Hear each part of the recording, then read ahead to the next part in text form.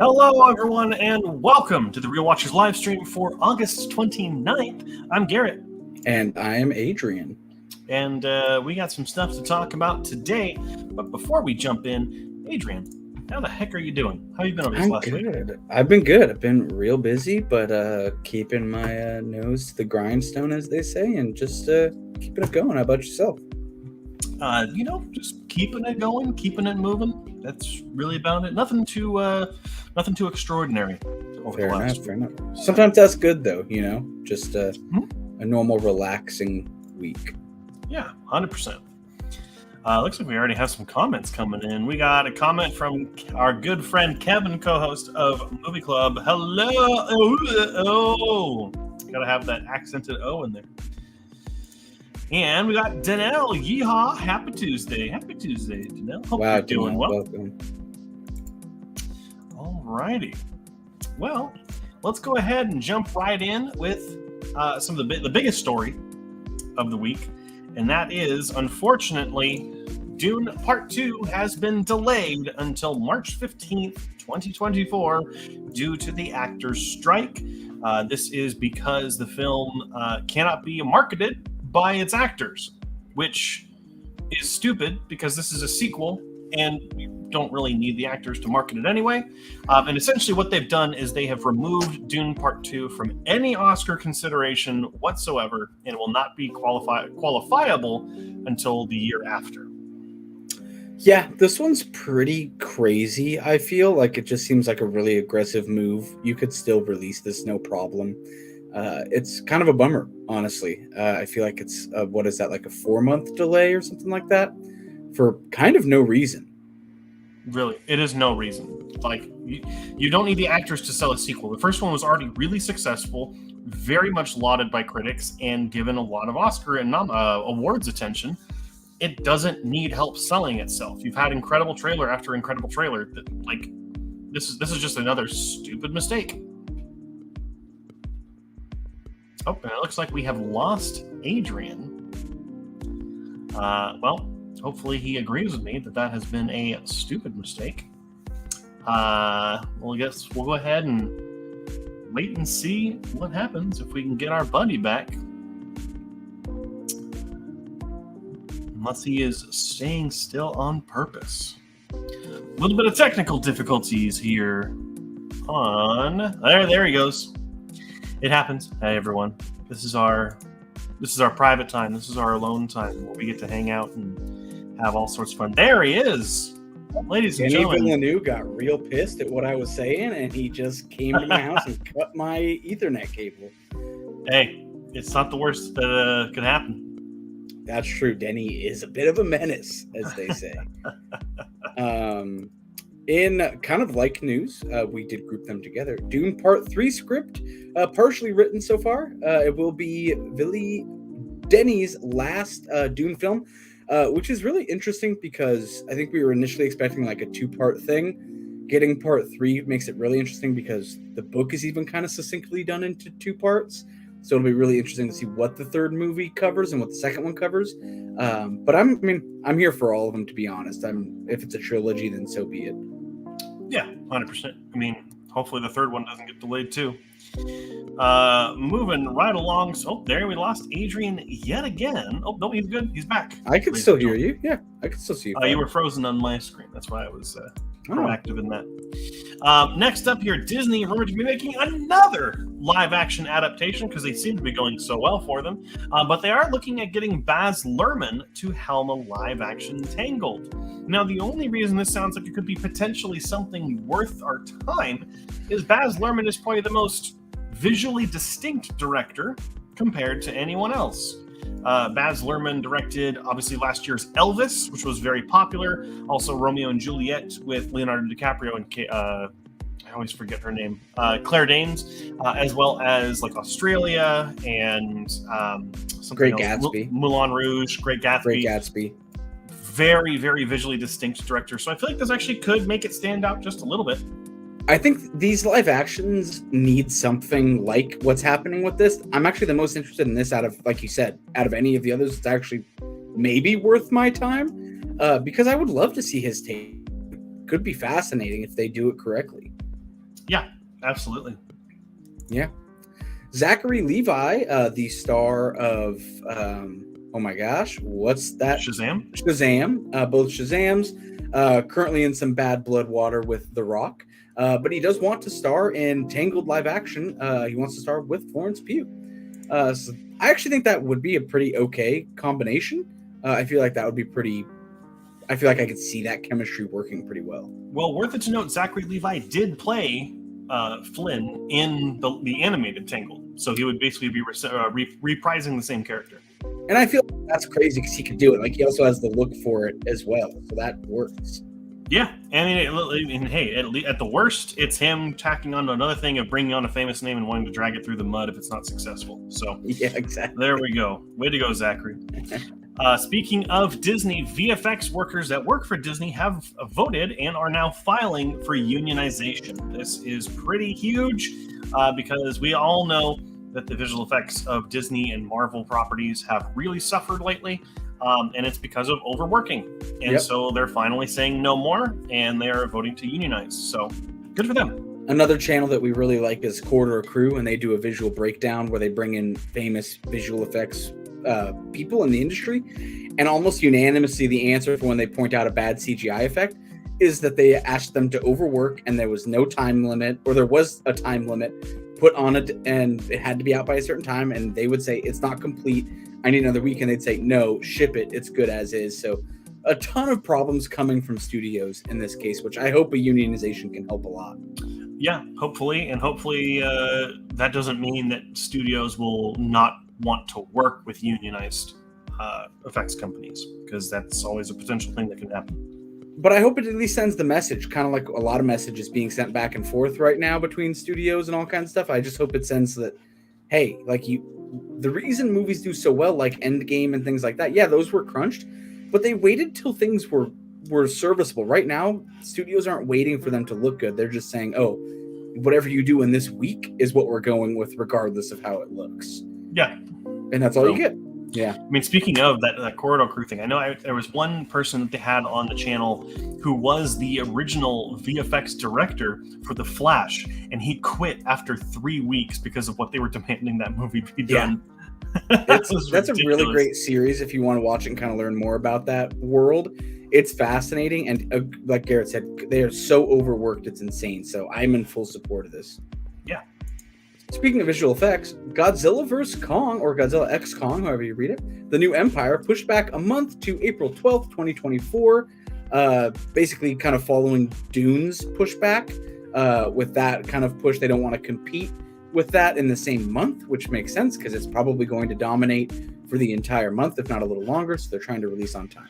Yeah, well, both films are Warner Brothers, and actually, Godzilla X Kong's original release date was March 15th, so they moved it back a month to make space for Dune. And not have them compete, because Godzilla vs. Kong would get absolutely eaten up by Dune, I'd imagine. And it's just a smart idea. You don't want your movies to be in the theater at the same time. That's just a smart thing. Speaking of more Warner Brothers delays, a movie that I'm very excited about, Lord of the Rings, The War of the Rohirrim, has been delayed from, I believe, April 12th, 2024 to December 13th, 2024. Brutal delay. Honestly, Lord of the Rings, The War of the Rohirrim is an animated film. So please take your time, make sure it looks as good as possible. And I'm really excited about that. There's rumors that I believe it's an anime, actually, which would be, or at least anime inspired, which would be fantastic. I'm all here for it. That's pretty cool. I've actually been seeing a lot of stuff trending on social media. Maybe it's my algorithm, but why we don't get like mainstream studios doing more anime? Like, what's the hiccup there? It's such a popular genre right now. And they were actually pointing out that there's this iOS game or Android game called Marvel Snap. And they released a commercial for it that had the most insane anime fight like in recent television, and it was for Marvel Snap. That's not even what the game is. And everyone was complaining like, why can't we have a show? I want to watch this show. I don't want to play your iOS game. But I hope that, take your time. I think this could be a really interesting genre switch, which could open a lot of doors for a lot of different properties in the future. So, usually a film like this would be released straight to DVD or straight to streaming. And the fact that it's going to theaters is huge. So Or it'd be honestly, it'd be like a fan thing. Like somebody would make it on their own and put it out there in the world. And I'm glad it's real. Yeah, 100%. Yeah. Switching gears, Barbie passes Mario as the highest grossing movie of the year. Initially tough fight put up by Mario, but swiftly beaten by Barbie, who I believe is going out of theaters only this week, while still being on the leaderboard in terms of box office. I think this is its last week, or next week is. I don't know about that. I know they're re-releasing it in IMAX with extra footage. So.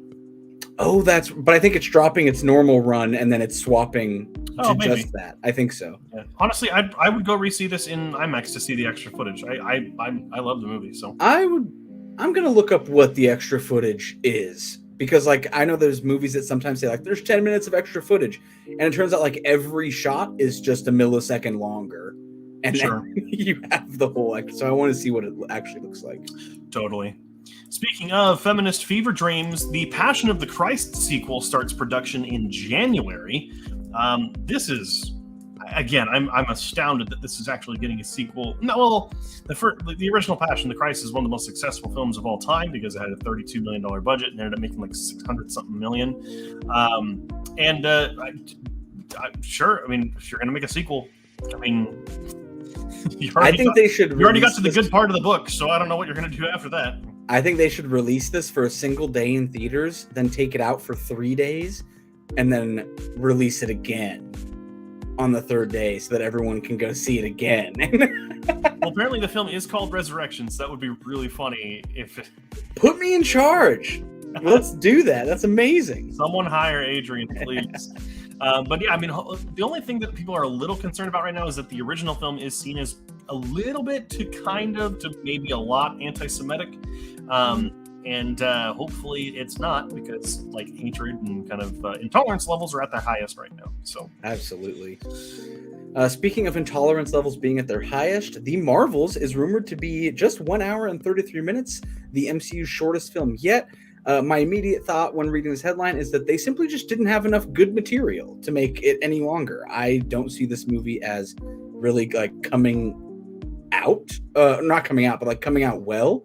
The trailers aren't looking that great to me. I know, Garrett, you've been a little more excited with the recent one. Optimistic is probably the word. Yeah, optimistic is a better word, but this doesn't really surprise me. I feel like they're shortening it because that's all that's usable.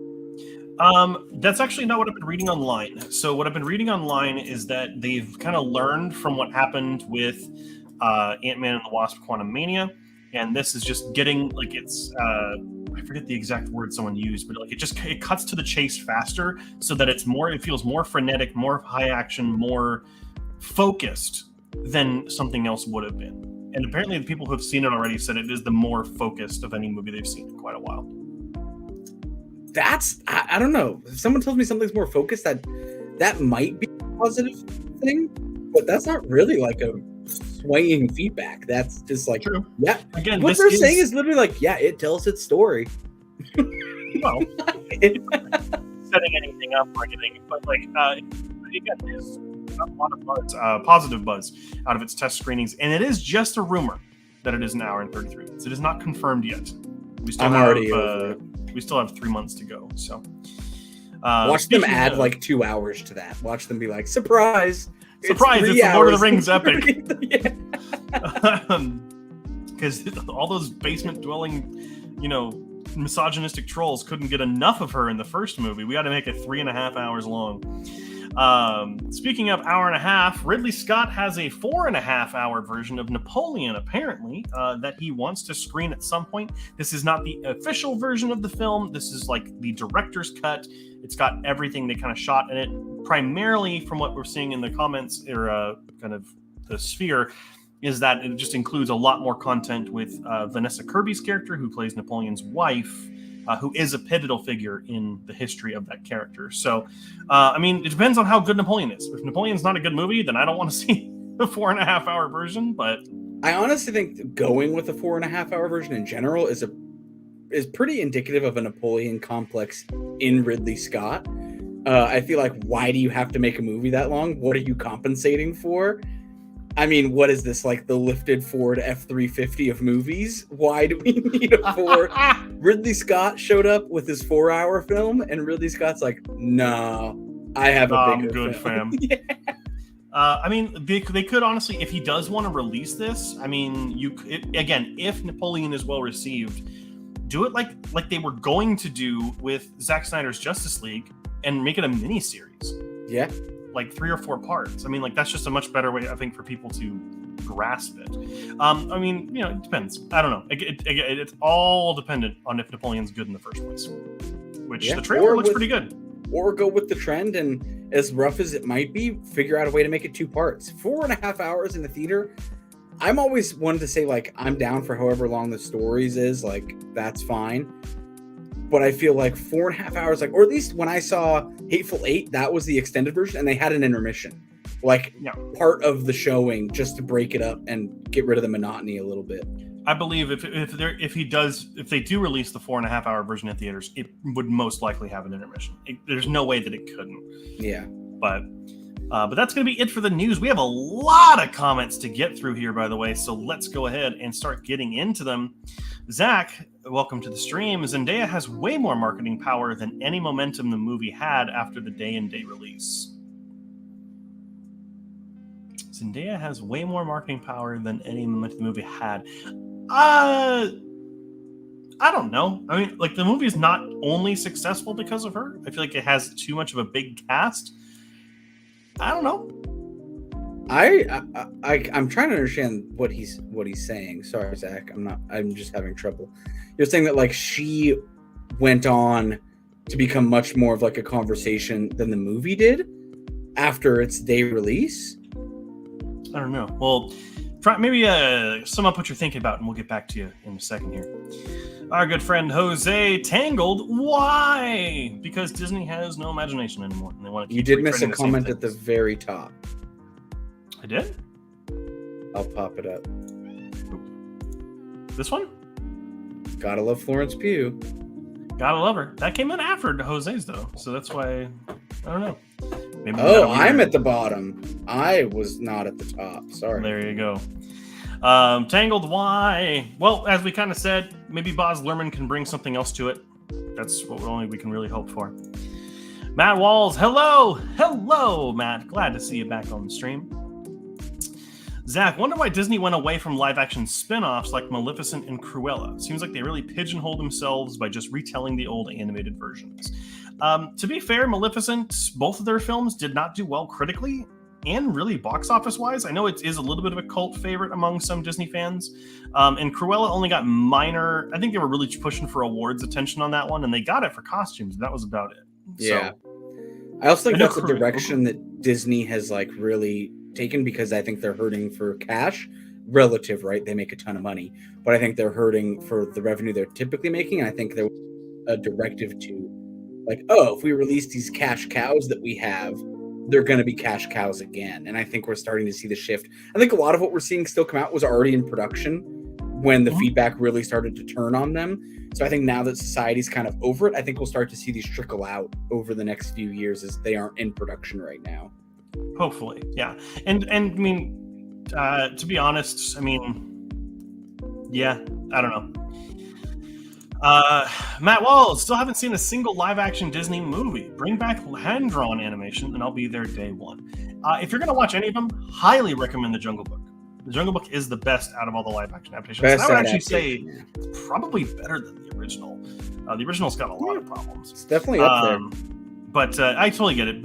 Hand-drawn animation does need to come back. It's just very expensive to do nowadays, and takes a lot of time and attention. So we may get a lot more with AI if they can not like write the movie, but in terms of the actual animating. I feel like eventually, if you can plug in the right parameters, we might be able to get short films pretty quickly done by AI that are relatively high quality. Yep, and then you'll get people on the internet crucifying it. So yeah. Matt Walls again. Anime Lord of the Rings. Yes, I believe it is anime Lord of the Rings. Let me double check.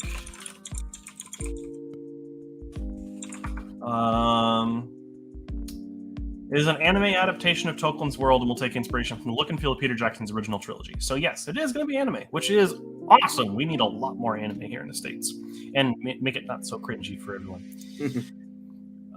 Zach, you got to think there will be some overlapping in 2024 with everything delaying. Will be interesting to see what the studios think will be non-competing markets.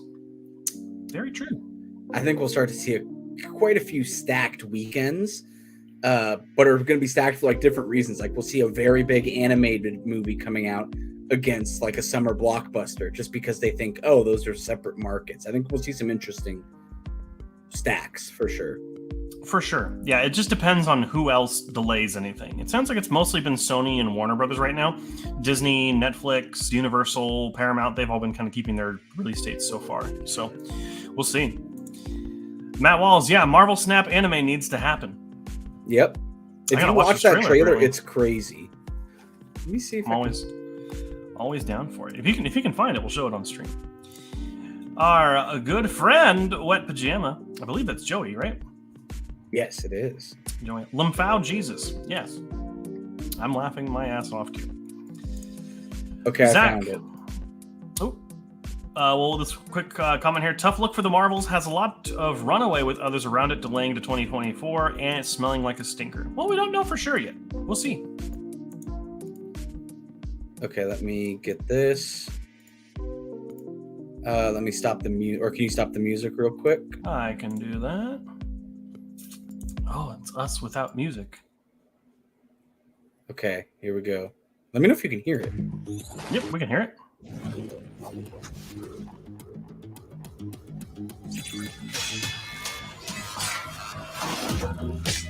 Introspective lights, constellations change with time.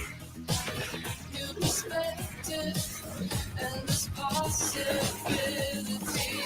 Go big or go home. Got a lion's heart, yeah, I'm roaring. Harder than hot, can you feel it? I'll never give up, I'm running. Now I can find, I feel it's in the soul.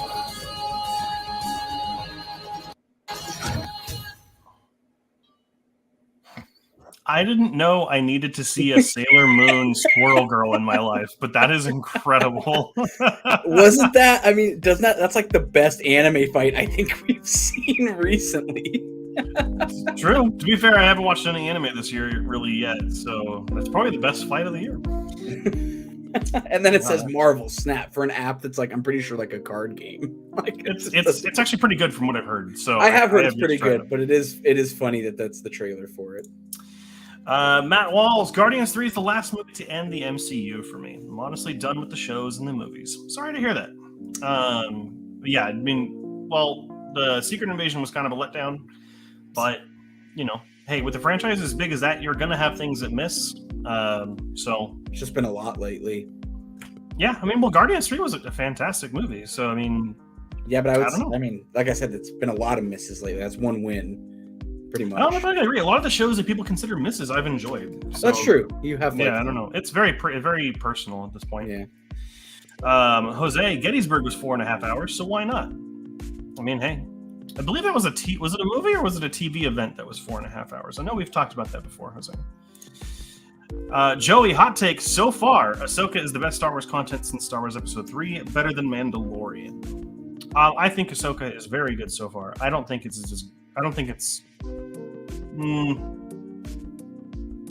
good as Andor. I think Andor is still the best content to come from the best TV show to come from the age. I still think Rogue One is the best thing Disney's made, but again, personal. And I know Adrian's kind of fallen off the Star Wars train. You might like Ahsoka, though. You should give it a shot. Yeah, I've fallen off the TV shows.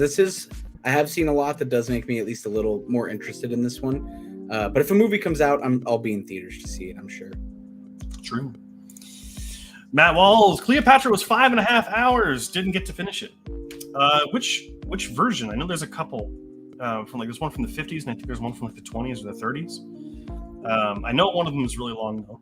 It's on my list of movies. It's like 16,000 films long. So, Alrighty, well, we got through all of our comments. Let's go ahead and talk about the trailers that came out this week. Adrian, anything that stood out to you besides Marvel Snap that stood out to you over this last week? Yeah, right. I mean, honestly, none of it really looked like that exhilarating to me. I actually don't know if I have a favorite this week.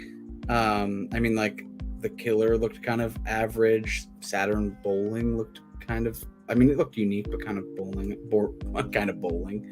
I guess this might be the first week that I don't really have a pick. I don't think I will see any of these. Yeah, I mean, it's totally fair. I think we're getting a lot of trailers for indie projects or international films because we're not seeing a lot of Hollywood attention these days. I think The Killer looks like it's going to be great. Michael Fassbender and David Fincher are going to be a good combo, hopefully. But it is a Netflix exclusive, so maybe it won't be. And then I think Rustin looks really good, actually. It could be an Oscar contender. I mean, civil rights films always do pretty well at the Oscars, and the main character is just, a historical figure. So, I don't know. I well. think Rustin, like, even just the way that it's shot just looks like, I don't know how to describe it. It just looks like a movie that I just probably wouldn't go see. Like, it's just the style that it's filmed in just doesn't really speak to me. But there's those movies that sometimes surprise you, though. Like, who knows? I may end up watching it and be like, that was the greatest thing I've ever seen in my life. So You never know. just the trailers initially, nothing really grabbed me. So kind of a bummer week for me on that. And I think Comandante is the film that just is going to be opening up the Venice Film Festival, and it's got a lot of attention. So we'll see how that one goes as well. Matt Wall's doing some clarification. The Elizabeth Taylor one. Okay, even she wasn't enough to get me to finish the movie. Okay, so you didn't get to finish it because you didn't want to, not because you ran out of time or anything. I understand. Alrighty. And that is it for the trailers that came out this week. Let's go ahead and dive into the films that I watched over the last 7 days. This is my favorite little segment because I get to talk about movies. It's like the whole stream is my favorite part. The first film I watched this week was Mrs. Doubtfire, a film I'd seen before, but ended up just rewatching and reviewing for the first time. I gave it an 80, an incredible performance from Robin Williams, and a real sense of emotional weight helped carry this 90s comedy past its time. Some of its performances on the side don't quite hit the levels of Williams, and Sally Field feels a little bit borderline miscast at sometimes, but they still do their part. However, some of its humor and statements don't age well and really rubbed me the wrong way. Usually I do a really good job about distancing the time from a movie was made versus now and kind of our current sentiments and beliefs. But every once in a while there's like a joke or two that just don't let me enjoy that part of the movie, so I feel like I have to point it out. It's very rare. Next up was 2019's Dumbo, the live-action remake. We were just talking about live-action Disney remakes with Matt Walls in the comments section. I think Dumbo is another heartless remake of a classic animated film, but at least it gets a few things right. Dumbo is adorable in this movie, and the film is visually distinctive from its animated counterpart. However, the human characters and stories are not needed, but I can at least appreciate the attempt to make itself different than the original. If there's any live-action remake that's kind of differentiated itself from the original animated film, I feel like Dumbo is the most different because it does a lot more different with the story. It doesn't always work, but at least it's an attempt, and I can respect it for that. After that was Pineapple Express. I gave it a 65. It's got some legitimately funny moments in it, but I am not the target audience for this film. It's mostly drug-related humor, which I just don't find funny. I don't use drugs of any kind and don't have any experience.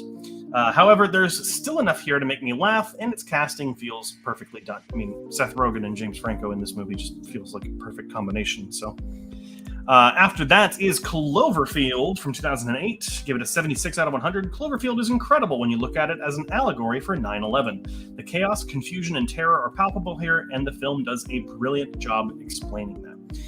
However, as just a monster movie, it's alright, with bland performances taking a backseat to the spectacle on screen. Just give the camera to someone with a modicum of camera training. And finally, one of the cult favorite best animated films of all time, The Iron Giant from 1999, give it an 88 out of 100. An incredible story with great characters and a fantastic message, The Iron Giant is a near total triumph. It takes the tropes of 50s sci-fi B-movies and makes them wholesome. It does struggle a bit in its first act, though, to get going. It's pretty slow in the beginning, but in Act 2 it certainly picks up. However, that ending is still one of the most poignant in recent memory. Love the ending of that movie. It is incredibly emotional. And if you want to see any of these reviews or ones in real time, you can go to my letterbox, which is linked right there on screen, to get those as they appear online. And you can get a teaser of what I'll talk about in the next week. Awesome. Yeah. I mean, the one that stood out to me was that you reviewed Cloverfield, one of my all-time favorite movies. I actually like all of them. Paradox is a bit iffy, but I actually really like 10 Cloverfield Lane as well. I think they're all kind of cool universe. I just hope J.J. Abrams and Bad Robot can like tie them all in together instead of leaving them so kind of out there. But I completely agree. I think a 76 is totally fair. I like it a little more as a monster movie. I think it's really cool. I think a lot of the reveals are really nice and kind of how much they hide the monster, which a lot of movies give things away way too early these days. So completely agree there. Then Iron Giant, cold classic. No questions on that one. Iron Giant is fantastic. A couple of comments here. Gotta go, but my submission for the world's best spin wheel is Southpaw. Okay, make sure we already get that loaded in it. Yep. Awesome. Matt Walls, Cloverfield is my favorite monster movie. Love the sound design in that movie. It has great sound design. It 100%. is really great. And the ARG associated with the movie is just, god tier ARG. So absolutely incredible. Yeah, the marketing around that movie when it came out was incredible. I remember sitting in the theater. It was. Sitting in the theater for Transformers, I literally thought I was like watching footage of 9/11. Like there was, and then it really just said nothing. Like you just got a date, and it was like, what did I just see? That was insane. Yeah, it's a great movie, and a lot of people don't give it credit because like, oh, I threw up in the theater. No, you didn't. You're fine. Then before Zach leaves, also Dumble 2019 is my vote for the worst movie I've ever seen. I don't know if I'd give it that low. You clearly have not seen Norbit, but it's not good either. So I understand the sentiment. All right. Well, now that we've gone over what you did see, let's go ahead and talk about what is coming out this weekend in film. If you want to head to the theater, a couple of big ones. Some of these are coming out a little later next week, but I do want to call them out because we may not catch them before our next live stream. So we do have The Equalizer coming out on Friday, The Equalizer 3. Robert McCall finds himself at home in southern Italy, but he discovers his friends are under the control of a local crime boss. That's obviously part of the Equalizer series. If you enjoy those, make sure to check that out. It's a pretty big release. We have The Good Mother, starring two-time Academy Award winner Hilary Swank, Olivia Cook, and Jack Rayner. Mother's Milk follows journalist Marissa Bennings, who, after the murder of her estranged son, forms an unlikely alliance with his pregnant girlfriend Paige to track down the killers. I can't believe I got through that. Then we also have Goldfish, coming out to limited release this Friday, with help from a neighborhood and a past she has shunned. A woman returns home to deal with her mother's dementia and the scars of her childhood. Also coming out on Friday to limited release, we have Escalation. A former police officer puts aside his differences with the force in order to track down his brother's murderer. He teams with a younger detective to bring the case home. Coming out on Friday to limited release as well, we have All Fun and Games, a horror movie. A group of Salem teens discovers a cursed knife that unleashes a demon that forces them to play gruesome, deadly versions of childhood games where there can be no winners, only survivors. This one actually seems pretty fun. I think we talked about it a little bit before, but it actually looks like kind of like a cool, campy horror movie. We also have King of Killers coming out also to video on demand, but also in theaters on Friday. It is limited, but Garen is a part of a group of international hitmen who are contacted to take out the most dangerous killers in the world, only to find out that they're the ones being hunted. Again, that's King of Killers coming out this Friday to video on demand and theaters. Then we have The Mountain. Pierre, a Parisian engineer, goes up in the Alps for his work. Irresistibly attracted by what surrounds him, he camps out alone high in the mountains and leaves behind his everyday life. Up there, he meets Leia, a chef of an alpine restaurant, while mysterious glows glitter in the deep mountain. Seems like an interesting one. That one's very limited release, coming out on Friday. Then coming out on Sunday, we have They Live, the 35th anniversary re-release in theaters by Fathom Events. They influence our decisions without us knowing it. They numb our senses without us feeling it. They control our lives without us realizing it. They Live. That comes out on Sunday. Then we have Perfect Blue, the 25th anniversary re-release, coming out from Iconic Releasing. A pop singer gives up her career to become an actress, but she slowly goes insane when she starts being stalked by an obsessive fan and what seems to be a ghost of her past. This one, Garrett and I did review when we were doing the podcast. This is I think it was a nearly perfect film for me. May have been a perfect film for Garrett. Highly recommend catching this in theaters. That is a great experience if you can catch it. And then last but not least, coming directly to Netflix this weekend, but before our next stream, we have Scouts Honor. This is the Netflix release documentary about the Boy Scouts cover-up of child sexual abuse. This has just been a big movie that's been talked about just because of the implications that it may bring forward or to light. So this one, if you are interested at all in what's been going on with that, this is coming out on the 5th, I believe, or the 6th, but straight to Netflix. So you'll need an account there. But I'm definitely going to try to watch this one. It seems like it's going to give a lot of interesting details. A lot of interesting stuff coming out this week.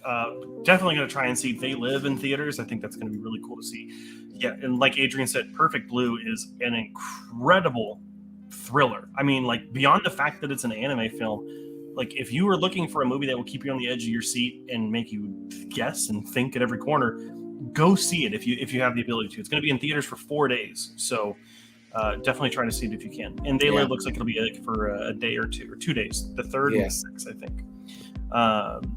So let's go ahead and get to some of these comments here real quick.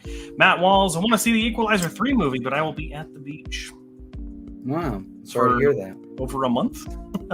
Hopefully, if you're at the beach for over a month, I hope you're not trapped there. It's not like what would you do if you're stuck on a desert island scenario? But have fun at the beach. Yeah. And then Matt Walls, Perfect Blue is a trip of a movie. So good. It is. Very, very fantastic. Good. Yeah. If there's any anime film that you can show to like non-anime fans that will get their attention besides a Studio Ghibli movie, I feel like Perfect Blue is probably at the top of that list as well. But alrighty, that is going to be it for what's coming out this weekend. Let's go ahead and talk about last weekend. We had some interesting upsets here. We had Gran Turismo coming in first place with $17.4 million. Barbie retaining second place with $15.1 million. Blue Beetle taking third place with $12.2 million. Oppenheimer with $8.2 million in fourth place. And in fifth place, Teenage Mutant Ninja Turtles Mutant Mayhem. Also, the other story, I don't know if we talked about it last week, but we can talk about it again if we did. I'm sorry. Oppenheimer has now become the highest grossing film to not debut in the number one slot. Yeah, we did not talk about that. Which is a huge achievement. Usually highest grossing film records are set by the ones who come out in first. So awesome work there. I think Oppenheimer is definitely the more word of mouth play. It's like the sleeper build of movies that's catching on later. It's catching fire now. Mm-hmm. And like, I still see people that are like, oh, I've been hearing great things. I'm going to go see it this weekend. And we're like weeks into it and we're still hearing those rumblings. Yeah. Whereas I feel like most people have now seen Barbie. So we're starting to see the fall of that and kind of the rise of Oppenheimer, which is amazing. Yeah, it was inevitable. I mean, it's not that the movie's failing at any rate. It's been incredibly successful. It's just, it's got to start slipping at some point. New movies come out. So, yeah. But that is it for our weekend grossers. It's now time for the Wheel of Destiny, of Fate, of all the different things. And it looks like we're having some trouble with the music there. Nothing's happening. I'm trying to switch it. Oh, you're clicking it back? No, I'm not. I'm trying to mess with it right now. There we go. It's working for me. Go. Perfect. Alrighty. So, if you have any of the movies that you want to submit for me to watch over the next week, go ahead and put them in the comments section right now, and Adrian will put them into the wheel. We have 6 viewers today, so if you want to put multiple things in there, go right ahead. Maybe both of yours will be picked, like Nadia was 2 weeks ago. She had our good friend over at Horror and More had 2 movies selected from her choices. But while we are waiting, I'm going to go ahead and talk about the movies that were selected last week. The first movie that was selected last week was The Polar Express from 2004. Ended up giving this movie a 42. I think this film has the heart and soul of a great holiday movie, but it's by far one of the ugliest animated movies I've seen. And it was at the time it came out too. It's truly an example of you have to look inside, not outside, for its value. Also, why are there songs in this movie? They're awful. I mean, kids will enjoy this for sure, but honestly, you're better off reading them the book, and I'm sure, you can enjoy the actual engagement time with your child if you read them the book instead of actually showing them this movie. I mean, if there's any person that you would have hired for multiple roles for a holiday movie to have the heart and soul, Tom Hanks, it does earn some points for that. It's also really it's an inoffensive movie. I mean, besides the fact that it's ugly, it's really not doing anything to harm anyone, so it's okay. I would skip it for the holidays, but that's just me. Next up, kind of a surprise though, Adrian. We actually had Big Trouble in Little China was chosen last week, and it has probably become my favorite movie that has been selected for Wheel of Fate. Wow. The score may not necessarily suggest it, but because Big Trouble isn't perfect, but it's big fun. Like this movie's hysterical. It's so refreshing to see an American action film where the main white guy is kind of an idiot and is clearly the sidekick. Its practical effects still look good, but the movie does feel a little bit overlong. I feel like some trimming and some better performances from its supporting cast would have made this cult classic a classic. However, this is one of those movies that I am definitely going to search for to add to the movie collection. If I can find a good 4K Blu-ray or Steelbook or something, because I really enjoyed this movie. This is a movie that I will definitely watch again. Awesome. Yeah. All right. We'll wait about another 10 seconds here. Any last minute entries? We do have quite a few. Real quick, I saw one I know you've already seen and rated Zathura, but I'm not sure about Ponyo. Did we review that? I have not seen and rated. I have not seen or reviewed Ponyo. So okay, I'm pulling for that one. I love me some Ghibli. I think there's a lot in here that you're gonna like. Well, that would be quite a difference from where it's been in the past. I appreciate it. Let me pull up Zathura real quick. Yes. Did we cover Zathura on the podcast? Yeah, it was my It was my my pitch.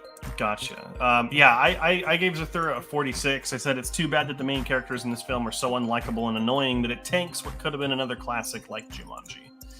I hate the kids in that movie. It makes it unwatchable for me in a lot of ways.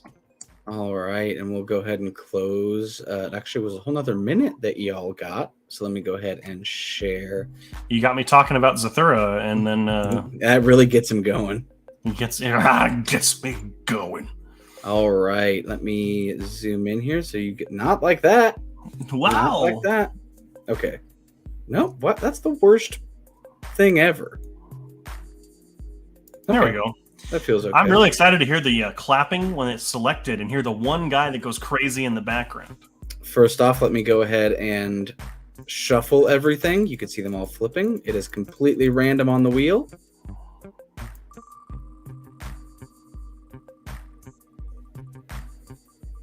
First movie, American History X. American History X. And who was the lucky winner for that? That was a Matt Walls production.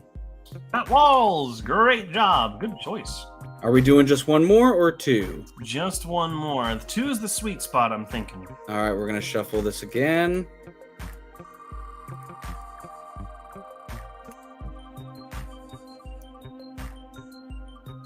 And we're going to do Warrior, which was suggested by Joe, our good friend Joe of the channel.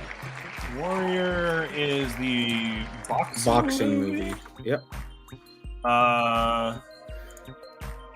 The one with Joel Edgerton and Tom Hardy, I believe. And then just for giggles, let's see who didn't make it.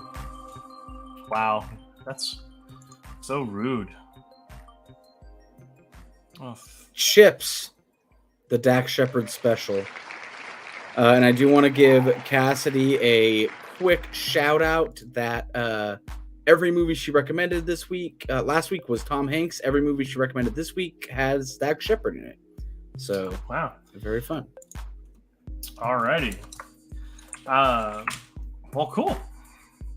Those are the two movies, American History X and Warrior.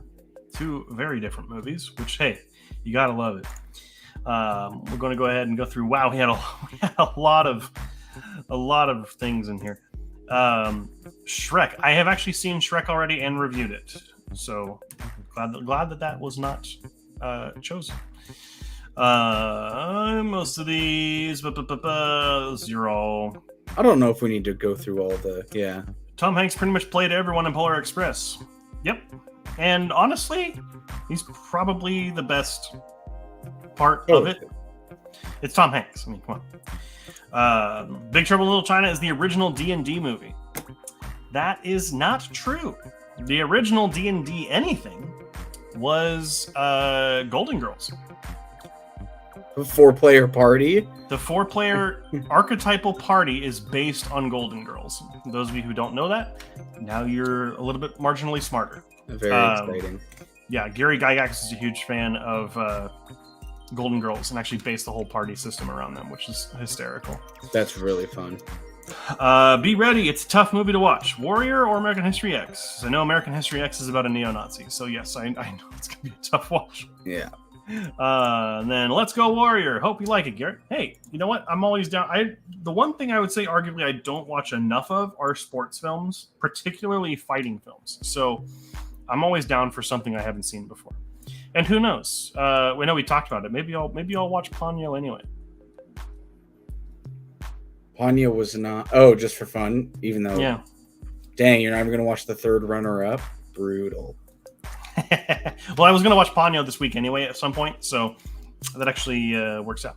So I'll put it in. I won't put it as part of like the Wheel of Fate category, but it'll be it'll be up there. Anyhow, that is going to be it for the Wheel of Fate, but that's pretty much it we have for the show. Adrian, sorry, I had a really bad itch in my eye all of a sudden.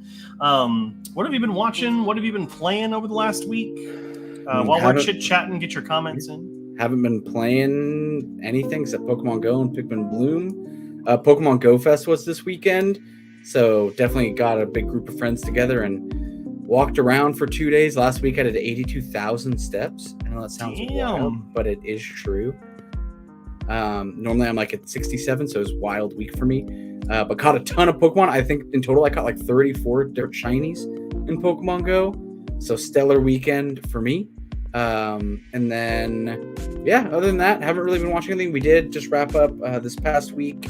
Last week we finished The Bachelorette, and then this week we finished Claim to Fame, which was a really good show that we've been watching. And then it's kind of it. Just been working a lot. So cool. Keeping with it. How about yourself? Well, I since the last stream we actually did, I have to watch the 3rd episode tonight, but I have been watching Ahsoka. Ahsoka's been pretty good so far. If you're into Star Wars at all, you're probably already watching it, but if not, it's pretty good so far. Kind of the antithesis of Andor, because it's a lot more Jedi and lightsaber fighting than we got before. Other than that, though, I only watched 2 less movies than I did last week, but on Letterboxd it seems kind of busy because I've actually been watching a lot of short films. I went through a list of the top 250 highest rated short films of all time, and if anyone here has HBO Max, which you should, because Max is the best streaming platform for movies. There is a short film on there that I would highly recommend. It's very hard to watch, but I would highly recommend it. It's called Night and Fog. It is a 1956 documentary short. And as far as I know from the limited research I've done, is the first actual video documentary on the Holocaust ever made. And because of that, you see a lot of uncensored stuff and a lot of things that those are burned into my memory for the rest of my life, but it is a very important documentary, and with more and more people passing away from that generation, and those kind of stories are going to start to be less shared. I think it's more important to watch it now than ever. So, yeah, highly recommend it. But that's pretty much all I've been watching. Let's get to some of these comments real quick. Cassidy loves Steph Curry. Okay. Oh, we're talking about Warrior. That's Warrior, yeah. Nice. Wet Pajama. The fighting is good, but the story is the real gem. Okay. Absolutely true. Sure. I believe it's Brothers, right? There's another movie called Brothers. That's a fighting movie, so I don't... Yeah, kind of, but I don't want you to get confused between the two. But honestly, aren't the two characters brothers, though? I gotcha. Alrighty, Matt Walls, I got a Switch. Congratulations, Matt. Cool. I'm not a Nintendo guy, but hey, if you enjoy it, hey, good for you. It awesome. shows. Let us know what your first game you're going to get on it. I recommend any of the Pikmin games. They're amazing. I played through all 4, and it took up a ton of time, and I loved it. Also, the Zelda games. Cassidy wishes a congratulations, and Matt said finally made the Switch. Congratulations. It is a different world being able to play full console games on the couch. It's amazing. I actually recently, not actually looking at purchasing it, but I was researching the Steam Deck.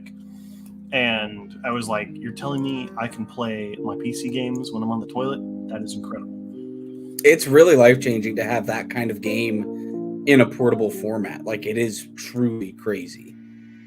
Yeah, I was what kind of spurred me kind of researching that a little more was the actual they just showed off the what's it called, the PlayStation Cloud or whatever it is, which is, I thought looked pretty cool, and then realized that you have to use Wi-Fi, so you can't just use it in the car, which is like it's pointless. Then why the heck would you? It just I don't know. Matt Walls, I got Animal Crossing. Congratulations! I've not played it, but hopefully you get ready it. to sink a ton of time into it. It's so great. Well, I already have to worry about that with Starfield next week. So, Tom Nook is a crook. You'll find that out quickly. That's the meme. So I'm just going to nod my head and say yes. Matt Walls, I was about to get a Steam Deck. Yeah, they're pretty expensive for like the decent one. Like they're like $500, $600. So Yeesh. Half of that's like a Switch. So I mean, and if you're a fan of Nintendo games, then the Switch just makes more sense. So there's over 16,000 titles available on Switch now. Which is like I got a Switch. I don't want to say when it first came out, but I got it probably like a year after it came out. And my biggest problem was that there was nothing that I wanted to play, so I ended up just getting rid of it. That was like the biggest feedback, is people were like, there's not many titles on it, and it's kind of like a Wii U, but a little different. But they've added a ton. The support's been great, and it's fully a functioning thing now. Yeah. There's a ton of stuff, and a lot of indie games on there too. If you're down to like find a new game to dabble in, they have a ton of stuff like under $10. That's really, really good content. I want to double check and see if there's a game I would recommend on Switch. Let me double check that real quick. Yes, it does. I would highly recommend Darkest Dungeon, Matt Walls. Very, very good indie game that I would highly recommend. My biggest problem was that like the controllers are the most uncomfortable thing I've ever used. They're made for hands like half the size of mine. So I just couldn't stand that. And then I'm, again, like as a shooter fan, there's not a whole lot on there for me except for like I got Doom Eternal on it, or not Doom Eternal, Doom 2016, and it ran all right. Except like when you have like I think you also have an OLED TV, right? I don't have a TV that's OLED or a Switch that's OLED. Oh, okay. Well, I was gonna say like whenever I ran my Switch on a larger TV, it always looked garbage. It's much better in the handheld version, but then the handheld version is uncomfortable. It was a weird conundrum I had for myself. That's just me. I know a lot of people love it, and I'm not giving him any flack for it. Tom Nook is a crook, as we said. Can't trust that trash panda. Can't trust that trash panda. Can't trust that trash panda. That's what I need to say every time we do a stream or a video. Just kind of like clear it up. Can't trust that trash panda. I also got No Man's Sky on Switch. That's very interesting. And you're saying that it runs pretty well. That's surprising. It's not the most graphically demanding game, but it just takes a lot of processing power. So that's actually pretty sick that the Switch can run it pretty well. He is a metaphor for the American government. It's true. Yep. I can You'll easily find see it. yourself quickly being like, why the hell do I have to pay this guy all these bells? And then you're like, that's just how it goes. He's like Quasimodo. He's the hunchback of the bell tower. But speaking of games, we got another week, Adrian. Starfield's right around the corner. I know. I haven't even pre-downloaded. Honestly, I just don't know if I have the time right now, but I am very excited for it. I hope to play it. I mean, hey, as much as I love Bethesda games, it's going to have some issues on day one, I'm sure. So as long as you pre-install it and you kind of wait a couple of weeks, maybe like a week or something, let those first day updates come in and stuff, I think you'll be good to go. I did just confirm my Kickstarter funding of Obajima, the Tales from the Tall Grass, which is the Oh my gosh, That's like a Ghibli D&D thing. Hayao Miyazaki Zelda inspired D&D. It needed to make 10,000. I said this fact like 2 weeks ago, but it needed to make 10,000 to make pledge. It made over $2 million. It is 20,000% funded. Wow. It is one of the most funded D&D things that has ever come across Kickstarter. It's shipping in like 2024, but I'm hoping to get a group of in-person people together to kind of sit down and do that, even if it's a small group, because the story and the way it works just looks absolutely amazing. So I guess in terms of what I've been doing that too, I'm excited for that next year. True. Matt Wall, Stanfield, 125 gigs, No Man's Sky and Switch 1.9 gigs. Well, there's a big reasoning for that. Number one, Starfield installs on your solid state drive. And number two, No Man's Sky, I believe, streams, so you don't have to install everything. Because it's all procedurally generated. There's nothing pre-downloaded. Yeah, and it's also like any kind of game that's not Nintendo, like the Assassin's Creed games that are on Switch, Resident Evil, I think 8 is on Switch. It streams over your internet, so it's almost like you're streaming Netflix, but as a game. Is that true? You can't play those not connected to the internet? I don't know for sure. I think they're supposed to be like streamed in some capacity, but I could be wrong. I don't know. I know the Switch handheld does not have the power to do Resident Evil 8. But awesome. Yeah. Well, if you have any other comments, please get them in. We love talking. A lot of cool stuff at Gamescom over this past week. Not as much as I was hoping for. I mean, we got the Destiny 2 trailer, which was pretty cool over this past week. Final Shape looks pretty good, but I didn't see anything like come across my feed that looked like crazy awesome. Yeah, I mean, I'm looking forward to the new Mortal Kombat, so we got a new trailer for that, which, hey, I will take it. There's still 2 or 3 characters we don't know about, and it comes out in 2 weeks. I want another trailer, damn it. And then we also got some really cool-looking gameplay of Warhammer Space Marine 2. Oh, yeah. Really looking for that. But other than that, yeah, there's a lot of indie games, a lot of European studios, because it's in Germany. Gamescom's in Germany, so... But all right, we don't have any more comment. Oh no, there's another comment. Crimson Desert looks effing awesome. What is Crimson Desert? I don't know what that is. You may have caught me. Oh, okay. Yeah, it's like a MMO JRPG. Kind of. Oh, it's mostly a single-player RPG. Okay, cool. I mean, it kind of looks similar to like a Final Fantasy 14 or something. Kind of looks like a cross between that and Valhalla, but it looks a little more focused from the trailer. What's the game of? Oh, Black Desert's the one I'm thinking about, which is the MMO. That Black Desert Online BDO. Yeah, that's huge. Yeah, it looks very similar style-wise. So, but alrighty. Well. Awesome. If you kind of lost out some comments there, if you have any last comments, make sure you get them in. But Adrian, where can people follow us online if they don't already? Real Watchers, ReelWatchers, pretty much anywhere. Here on YouTube, we go live every Tuesday at 7 p.m. As well as there's also the Real Watchers Movie Club with Garrett and another one of our co-hosts, Kevin. They watch a movie on the top 100 list, I believe, of all time. Usually it's the IMDb top 250 or the Letterboxd top 250, yeah. And then they go ahead and watch it and they talk about it. That comes out every Friday, so make sure to take a pit stop over there. And then we did have a video come out this last week. That was a bit of a surprise. We announced it on here. So if that is something that you want to go check out, we have a ton of additional content on our YouTube channel. And then if you're here on Twitch and you're watching us, make sure to follow, just because we do post there at the same time, Tuesdays at 7 p.m. That's absolutely correct. The film or the video that I made, the 150 films that remind me why I love film, is up now and is doing rather well, actually. So thank you all for checking it out. Yeah, I think we're almost at, what is it? You're almost at 300? I believe we're almost. No, it's not that high. Let me double check. Which is pretty big for us. If that made a big jump, then hey, I'll take it. But wow, yeah, I checked it this morning and it was at 171 and it's at 229 now. So pretty hey, I'll take a little bit of a jump like that. It was a lot of fun to make and it's a lot of fun to watch too. I've actually had quite a few people who have reached out to me that I know that have actually asked me where they can find those movies, some of the movies that are on that list. So real good way to get some movies to watch. Nice. So, well, that seems like it's going to be it for tonight. Thank you so much, everyone, for joining us. Make sure you check out our newest episode of Movie Club that came out on Friday, where we talked about The Silence of the Lambs. And we have our new episode coming out this Friday, where we cover Groundhog Day. So that will be out on Friday.